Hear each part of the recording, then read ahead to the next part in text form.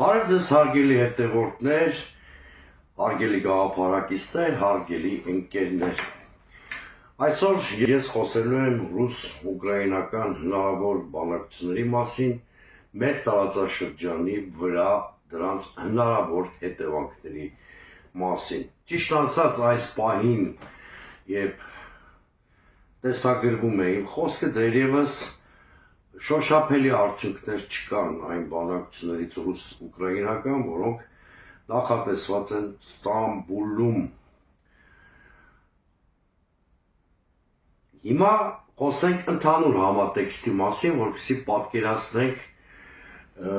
թե ինչ վիճակ է բանակցային գործընթացում։ Ուրեմն ռուս-ուկրաինական բանակցությունների մասին կամ հնարավոր բանակցությունների մասին շատ ակտիվ շրջանառվեց կարծիք, երբ Սպիտակ տուն վերադարձավ Միացյալ Նահանգների գործող նախագահ Դոնալդ Թրամփը։ Ինչպես գիտեք, ամբողջ նախընտրական արշավում նա շեշտը դրել էր ռուս-ուկրաինական պատերազմում խաղաղության ձեռքբերման անհրաժեշտության վրա։ Դրա մասին խոսում էր բացահայտ, ասեմ ավելին, նա պատերազմի սանձազերծման պատասխանատվությունը դրեց Բայդենի և Զելենսկու վրա։ Բայդենին մեղադրում էր մասնավորապես, որ նա այս վիճակին է հասցրել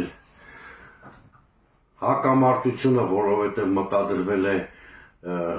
ընդարձակել ՆԱՏՕ-ն, այսինքն թեզեր, որոնց մասին օրինակ ես էլ եմ խոսել մինչև Թրամփի ընտրարշավը, ես էլ Լևոն Զուրաբյանն էլ այս ռուսամետ էին համարում, անարգանքի սյունին էին գամում, հիշում եք, հիմա այդ մասին խոսում է Միացյալ Նահանգների նախագահը։ Իհարկե նախընտրական արշավում էյֆորիկ կամ լավատեսական էին Թրամփի հայտարարությունները, հիշում եք, նա ասում էր, որ հենց ոտ դնի Սպիտակ տուն 24 ժամում այդ պատերազմը կդադարեցնի, հետո ասեց մինչև Զատիկ, հետո խոսում էր իր 100-ամյա մինչև 100-օրյակը պաշտոնավարման, որ դադարեցնելու է պատերազմը։ Հիմա արդեն ժամկետներ չի նշում, իհարկե պարբերաբար ինչ-որ հրաշալի լուրեր է խոստանում, բայց արդեն ժամկետներ չի նշում։ Մի խոսքով ուզում եմ ասել, որ գլխավոր շարժառիթը, որ ռուս-ուկրաինական բանակցությունների մասին սկսեցին խոսել, դա Թրամփի վերադարձն էր Սպիտակ տուն։ Հենց այդ փուլից էլ սկսվեց տարանջատվել Միացյալ Նահանգների և Եվրամիության առաջնորդների քաղաքականությունը ուկրաինական հարցում, որտեղ Եվրամիությունում շարունակում են իշխել գլոբալիստական ուժերը և նրանք շարունակում են մի քաղաքականություն, որի իմաստն այն է, որ պետք է կռվել մինչև վերջին ուկրաինացին։ Այսպիսի իրավիճակ է և գոնե ուկրաինական հարցում հիմա դժվար է խոսել միասնական արևմուտք կոչվածի մասին։ Հետո Զատիկի և հաղթանակի օրերի առթիվ Պուտինը եռօրյա հրադադարներ հայտարարեց, ճիշտ է ամբողջովին այդ հրադադար ուժի մեջ չմտավ, որովհետև կողմերը մեկը մյուսին մեղադրում էր դրա ռեժիմը խախտելու մեջ, բայց պատերազմական գործողությունների ինտենսիվացման որոշակի թուլության ականատես եղանք։ Հենց ամսի 11-ին Կիևում հանդիպեցին Եվրամիության մի շարք երկրների ղեկավարներ, Մեծ Բրիտանիայի վարչապետը, Ֆրանսիայի նախագահը, Գերմանիայի կանցլերը, Լեհաստանի վարչապետը, որոնք Ուկրաինայի հետ միասին Պուտինից պահանջեցին 30-օրյա հրադադար։ Եվ թերևս 11-ի լույս 12-ի գիշերը տեղի ունեցավ ուշագրավ մի իրադարձություն։ Ամենայն դեպս իմ քաղաքական գործունեության 30 տարիների ընթացքում ես նման բան չեմ հիշում։ Գիշերը ժամը 2:30 տեղի ունեցավ 10-ի լույս 11-ի գիշեր ավելի ստույգ Վլադիմիր Պուտինի գիշերային ասուլիսը, որտեղ նա ըստ էության մերժեց 30-օրյա հրադադարի առաջարկը և առաջարկեց բանակցություններ այսօր մայիսի 15-ին Ստամբուլում։ Ռուսաստանը բնականաբար պիտի մերժեր 30-օրյա հրադադարը, որովհետև այդ հրադադարի առաջարկի հիմքում որը իբրև թե Ուկրաինայի առաջարկությունն էր, բայց դա շատ ակտիվորեն խրախուսվում կամ պաշտպանվում էր եվրոպական լիդերների կողմից, քաղաքական բաղադրիչ չկար։ Այլ խոսքով, ռուսները կարող էին կասկածել, որ Եվրամիության չինովնիկները Զելենսկին 30-օրյա հրադադար են ուզում ոչ թե խնդրի կարգավորման իմպերատիվից ելնելով, այլ ժամանակ շահելու նպատակով։ Իսկ այդ 30 օր օգտագործելու են ուկրաինական հյուծված բանակին վերազինելու, վերադասավորումներ իրականացնելու համար։ Դրա փոխարեն Մոսկվայի դիրքորոշումը շատ պարզ է։ Նրանք ասում են, որ ոչ թե հրադադարի պետք է գնալ, այլ խնդրի կարգավորման, ընդ որում պետք է առաջին հերթին ըստ Մոսկվայի վարկածի վերացվեն այս հակամարտությունը ծնող պատճառները։ Հասկանալի է, որ հակամարտությունը ծնող հիմնական պատճառը ՆԱՏՕ-ի ընդարձակման քաղաքականությունն է։ Ռուսները շատ վաղուց շատ բացահայտ ասում են, որ Ուկրաինա պետք է լինի ոչ բլոկային, ոչ միջուկային պետություն։ Եվ այսպես, դրանից հետո Ուկրաինան կոնտրառաջարկություն արեց, Զելենսկին ասեց կմեկնի անձամբ ուրեմն Թուրքիա եւ այնտեղ էլ կսպասի Պուտինին։ Զելենսկին իհարկե մեկնեց Թուրքիա, բայց շատ շուտ հասկացավ, որ նրա մոտ Պուտինը չի գալու, ավելին Պուտինը Ստամբուլ է ուղարկել Դորմաբաչի պալատ, այնտեղ էլ տեղի ունենալու բանակցությունները, նույնիսկ նախարարական պատվիրակություն չի ուղարկել Պուտինը, Բաքու տեխնիկական պատվիրակություն է ուղարկել իր օգնական Մեդինսկիի գլխավորությամբ։ Այստեղ սիմվոլիզմ կա, սիրելի հետևորդներ, Մեդինսկին այն մարդն է, որը ռուս-ուկրաինական բանակցություններում ռուսական պատվիրակությունը ղեկավարել է 2022 թվականին։ Այսինքն ռուսական նախաձեռնության մեջ սիմվոլիզմի տարը շատ մեծ է։ Նրանք ըստ էության հասկացնում են, որ բանակցությունները պետք է շարունակվի այն կետից, որ 2022 թվականի հունիսին ընդհատվել է։ Ես ուզում եմ հիշեցնել, որ 2022 թվականի մարտ-հունիս ամիսներին դարձյալ Ստամբուլում, դարձյալ Այսնում, Դոլմաբաչի պալատում տեղի են ունեցել ռուս-ուկրաինական բանակցություններ, որոնք շատ մոտ էին փաստաթղթավորվելու եւ շատ մոտ էր պատերազմը ավարտելու, եթե ըստ Զելենսկու ժողովրդի ուժխմբակցության ղեկավարի հավաստիացման Ջոնսոնը վերջի պահին չհորդորեր Զելենսկուն հետ կանգնել բանակցություններից կամ համաձայնություն ստորագրելուց։ Ջոնսոնը կարծում եմ հասկացաք, որ խոսքը Մեծ Բրիտանիայի նախկին էպատաժային վարչապետ Բորիս Ջոնսոնի մասին է։ Ահա ռուսները հասկացնում են, որ Ստամբուլում ոչ թե զրոյական կետից պետք է բանակցությունները սկսվեն,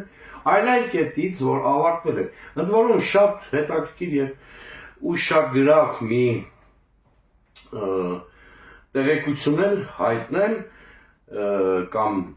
միտքել արտահայտեմ,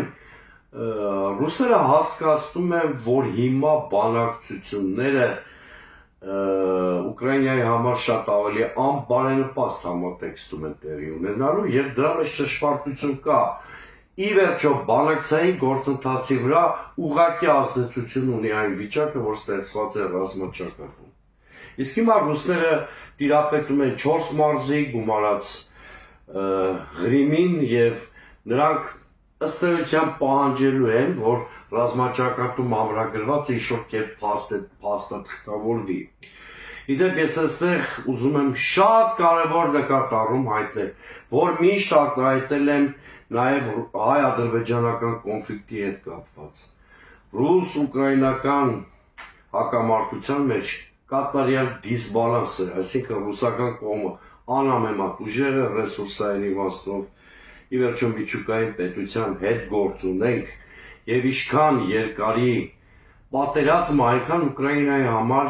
պայմանները բանակցային ոչ բարենպաստ են լինելու։ Եթե այսօր խոսվում է 4 մարզի մասին, Զելենսկու հապաղումը վաղը բերելու է նրան, որ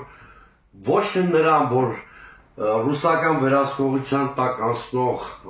մարզերի քանակը դառնա 2, այլ ընդհակառակը դառնա 5, 6 եւ այլն։ Սա շատ պարզ տրամաբանություն է։ Հիշում եք, մեր պատերազմում 44 օրյա այդպիսի մի հանգրվան էր հոկտեմբերի 19-ի շրջադարձային օրը, երբ Նիկոլ Փաշինյանը չգիտես ինչի վրա հույս դնելով խաղադրույք հրաշքի վրա կամ խաղադրույք պատրանքի վրա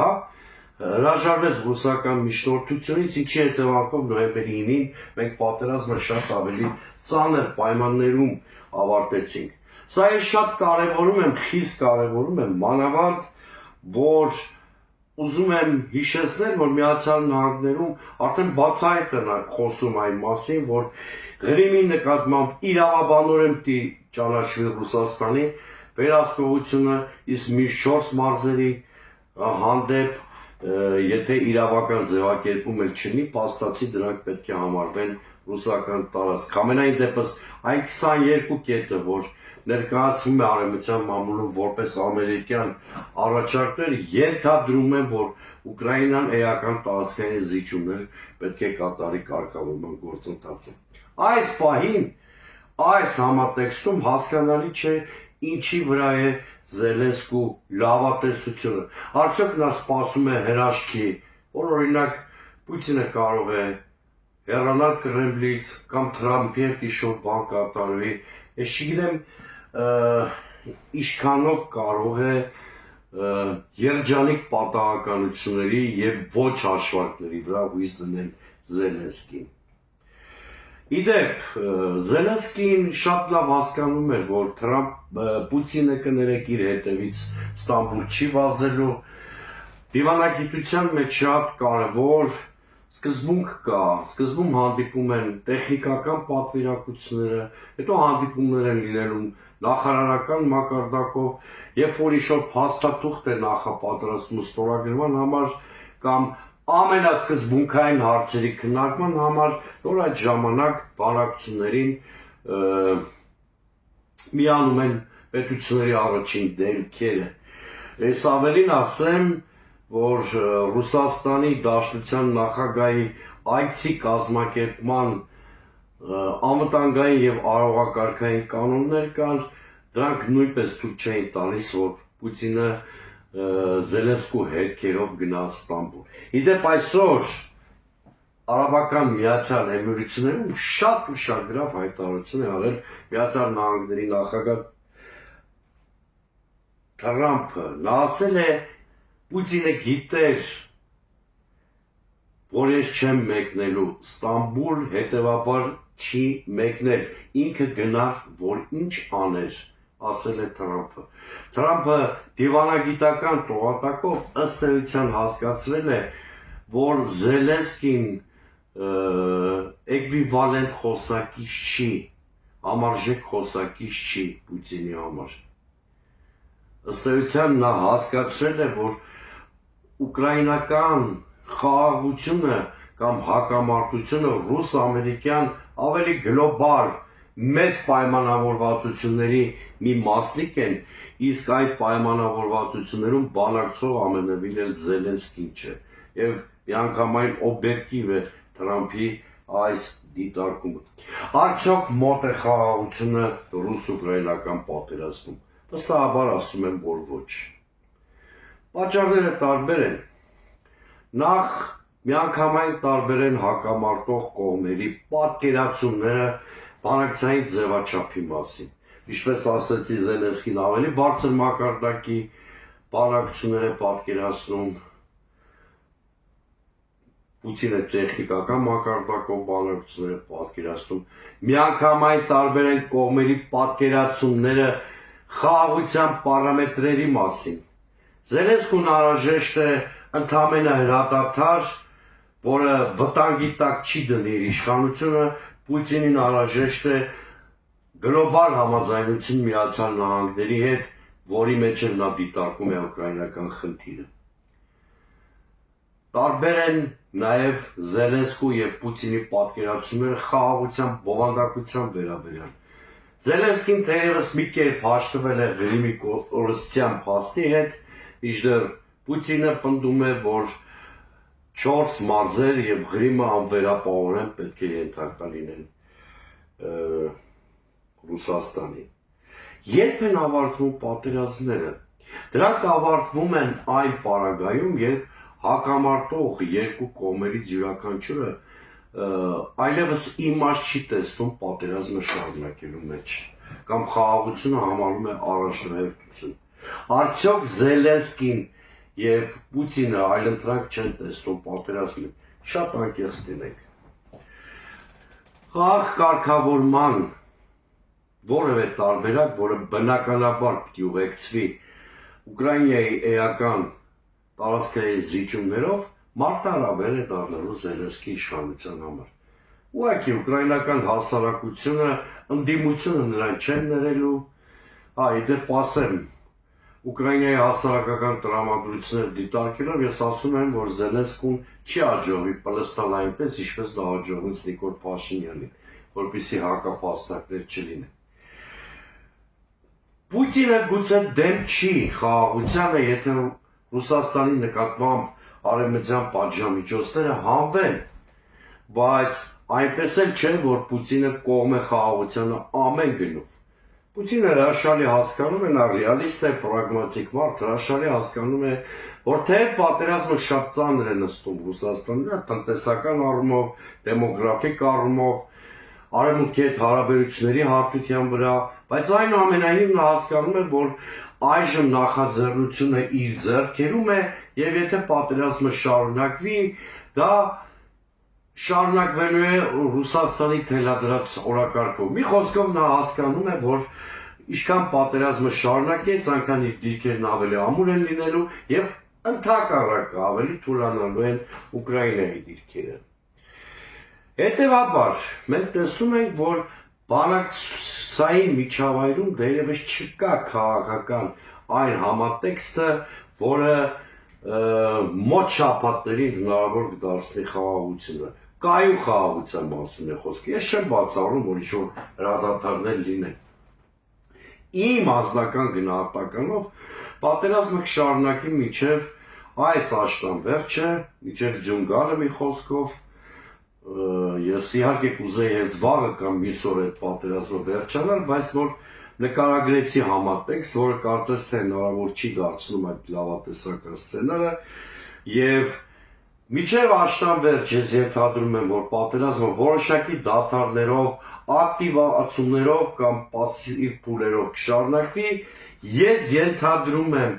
որ Ռուսաստանի դիրքերը մի քիչ ավելի կամրանան այդ ընթացքում ռազմաճակատում, Ուկրաինան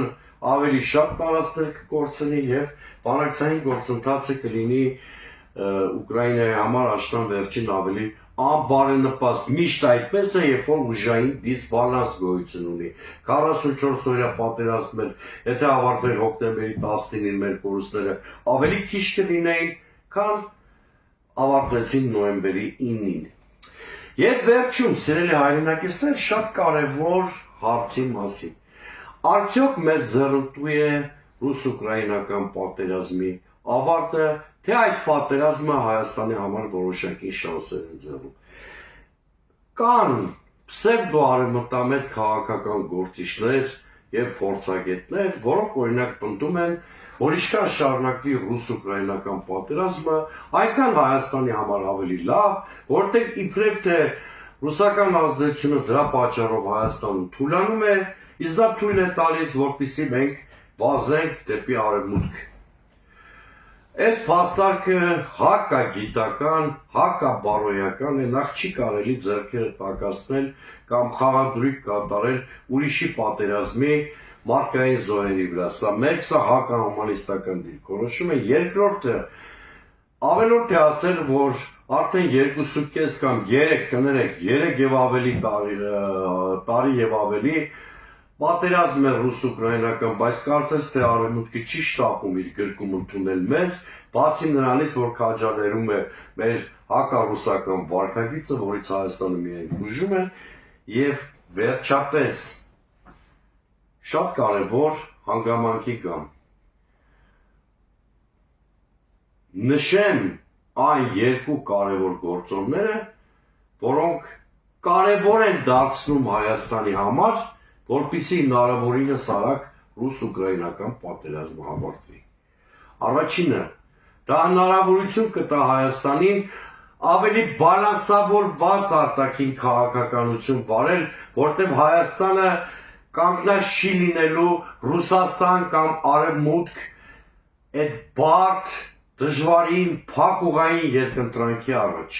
այնպիսի երկընտրանքի, ինչպիսին այսօր է։ Սա մեկ, այսինքն ֆիքսենք, ինչքան շուտ ավարտվի ռուս-ուկրաինական պատերազմը, այնքան մեծանա հնարավորությունը, որպեսզի Հայաստանը վարի բալանսավորված արտաքին քաղաքականություն,